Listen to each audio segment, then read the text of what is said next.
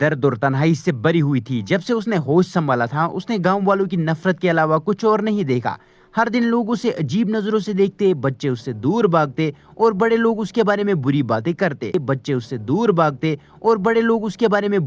करते। नरूटो समझ नहीं पाता था कि उसका गुनाह क्या है। वो सिर्फ एक मासूम बच्चा था जो सबकी तरह दोस्ती और प्यार चाहता था, लेकिन कोनोहा के लोग उसके अंदर बंद नाइन टेल्स को देखते थे, न कि नरूटो को। एक दिन एकेडमी में नरूटो को सबके सामने जलील किया गया। कुछ स्टूडेंट उसका मजाक उड़ा रहे थे और टीचर्स भी उसे नजरअंदाज कर रहे थे। नरूटो हमेशा की तरह मुस्कुराने की कोशिश कर रहा था, लेकिन अंदर ही अंदर उसका दिल टूट रहा था। उस रात वो अकेला होकर होकागे माउंटेन के पास बैठा था। आसमान में चांद चमक रहा था और हवा धीरे धीरे चल रही थी। नरूटो ने सोचा कि शायद उसकी पूरी जिंदगी इसी तरह गुजरने वाली है। इसी दौरान गांव के बाहर कुछ लोग नरूटो को देख रहे थे। ये आम लोग नहीं थे, ये अकात्सुकी के मेंबर्स थे। इटाची उचिया और किसामे एक मिशन के दौरान कोनोहा के आसपास थे। जब इटाची ने नरूटो को अकेला बैठा देखा, उसने उसकी आंखों में एक गहरा दर्द महसूस किया। इटाची को अपना बचपन याद आ गया। उसने समझ लिया कि ये लड़का सिर्फ ताकत नहीं बल्कि एक टूटे दिल को भी रखता है। कुछ महीनों के बाद नरूटो के साथ एक और बड़ी घटना हुई। मिजुकी के इंसिडेंट के बाद भी गांव वालों का रवैया नहीं बदला।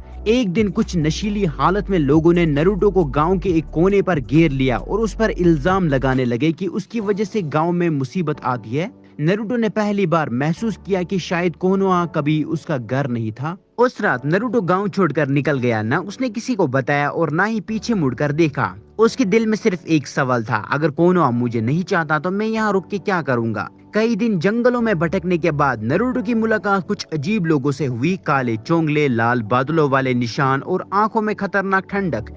ये अकात्सुकी थी। नरूटो तुरंत लड़ने के लिए तैयार हो गया क्योंकि उसने उनके बारे में अफवाहों में सुनी थी। लेकिन हैरानी की बात यह थी कि उन्होंने उस पर हमला नहीं किया। पेन ने नरूटो को गौर से देखा। उसने कहा कि दुनिया में दर्द सबसे बड़ा उस्ताद है। जो लोग दर्द को समझते हैं वो दुनिया को बदल सकते हैं। नरूटो पहले उसकी बात नहीं समझ पाया, लेकिन जब पेन ने उसकी पूरी जिंदगी के बारे में बात की तो नरूटो को लगा कि शायद पहली बार कोई उसके दर्द को समझ रहा है। अकात्सुकी नरूटो को अपने बेस ले गए। वहां नरूटो की मुलाकात देइदारा, सासोरी, कोनान, किसामे और इटाची से हुई। सब अलग थे, सब खतरनाक थे, लेकिन एक बात कॉमन थी, सबने जिंदगी में कुछ न कुछ खोया था। सब दर्द को जानते थे। नरूटो धीरे धीरे अकात्सुकी के साथ वक्त बिताने लगा। सबसे ज्यादा उसकी बात इटाची से होती थी। इटाची उसे समझाता था कि असली ताकत सिर्फ जुत्सु या चक्रा में नहीं होती, बल्कि अपने इमोशंस को कंट्रोल करने में होती है। नरूटो पहली बार किसी को अपने बड़े भाई की तरह देख रहा था। महीनों की ट्रेनिंग के बाद नरूटो पहले से ही कई गुना ज्यादा ताकतवर हो गया। उसने शैडो क्लोन का नया इस्तेमाल करना सीखा, चक्र कंट्रोल में महारत हासिल की और कुरामा की शक्ति